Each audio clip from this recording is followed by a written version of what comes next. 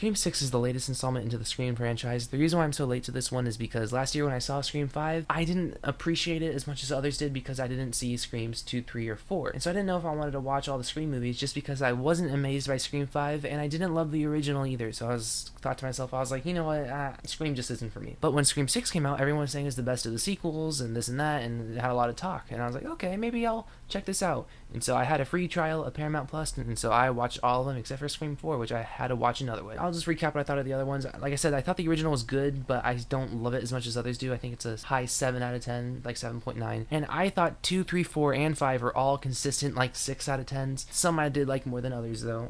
Scream 2 and 3 are, even though I just watched them, they're kind of a blur to me. I enjoyed Scream 4, and I did enjoy Scream 5 when I watched it the second time. And this movie is kind of more the same of the sequels. I thought it was okay. Obviously, Wes Craven couldn't direct these newer movies because of, sadly, his passing. And so this time in these newer movies, we have newer directors making these Scream movies, and having a newer voice to these Scream movies, it's refreshing at moments, but at the same time, it does set these back, because that's why they're just consistently okay, because the Wes Craven movies, minus the first one, were just kind of forgettable fun slasher movies with a kind of like fun Scream style to it, but yet it was a little too self-aware for my own enjoyment. And that's not to say that self-aware is a bad thing. What irritates me about these movies is like when the last 15 minutes happen and the villains are always like, sequels, franchises suck, and I'm like, okay, it's a little over the top for me, particularly just with the very on the nose commentary. And I'm fine with commentary. In fact, I thought Scream 5 and this most recent Scream movie had the best commentary of the movies. Maybe it's because it's the most timely to what I know, but it also feels the most subtle and the most well written of the commentary. But at the same time, that doesn't mean the movie is better written,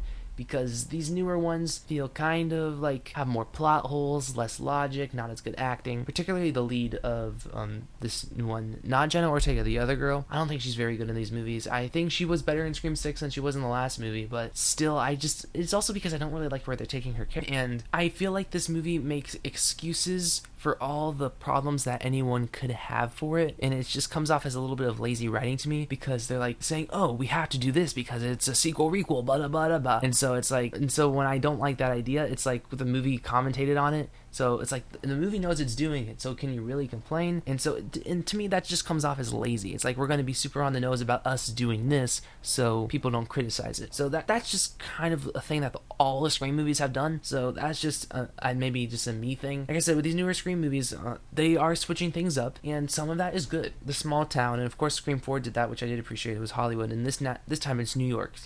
Ghostface in New York, and that was as fun as I wanted it to be. You see it in New York City, him going from place to place, killing people in crowded areas, semi-crowded areas. Just having a lot of people there really builds up the suspense a lot better. I don't find these movies particularly scary, but this one was without a doubt maybe the scariest of the 6 movies, just because it built tension a little bit better. But at the same time, when Scream follows this formula so closely each time, it becomes a little bit more less special each time it happens, because you know where it's going. But whenever these movies happen, the ending is always like, the thing about sequels and franchises, that villain mentality has become a little tiresome. This movie kind of dials it back a little bit with that one, and kind of finds a way to connect it to the story, but at the same time, you kind of realize how kind of okay the story is. I get that you're Scream, you're trying to build up this franchise, you're trying to, have your smart commentary. It's just the blend of it doesn't always mesh for me. These newer characters, they're not as likable as the original team. Maybe it'll grow on me with more movies, because, we had a lot of movies with them, and I wasn't in love with them the first time. It's just each time they came back, they grew on me a little bit more. These group of characters, I'm not so sure yet. They just kind of feel like Twitter cast people,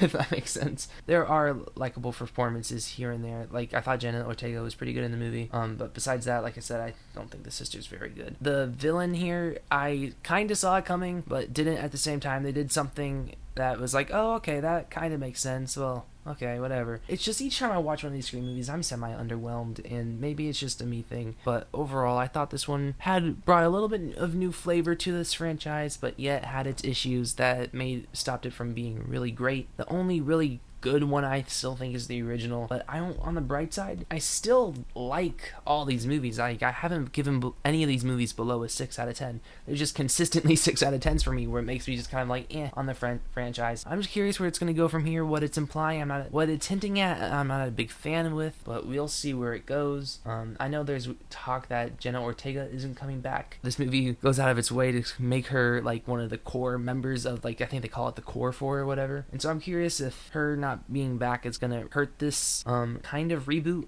We'll see. Maybe I'm just a little disappointed because, you know, I went way out of my way to watch all these movies again just to watch this new one that everyone was saying was so great, and I just thought it was more the same. And I know this comes off more as a Scream overview for me than a Scream 6 review, but at the same time, when these movies are consistently the same thing to me, it's hard just not to talk about the series as a whole just because I just got done watching it. This is kind of like an overall Scream review. Best one is still the first. Scream 6 was fun. If I had to rank them, 1, 4, 5, 6, 2, 3. There you go. That's my Scream ranking. They're all right there. Anyways, comment down below what you guys thought of Scream 6. Like I said, I didn't dislike the movie. I thought it was a lot of fun, but yet was like had issues that stopped it from being truly great. It wasn't necessarily scary. It had suspenseful. New York was a fun surprise. And I actually did like the opening to this one. This opening was probably one of the better openings they've done in a long time. It was definitely the best opening since the first Scream movie, and I'm going to give Scream 6 a 6.4 out of 10. Anyways, comment down below what you guys thought of Scream 6. I'm very curious to see what everyone else's opinion are. Are you guys a Scream fan, or are you guys just kind of like me, where you like the original and then the rest are just kind of boggy, okay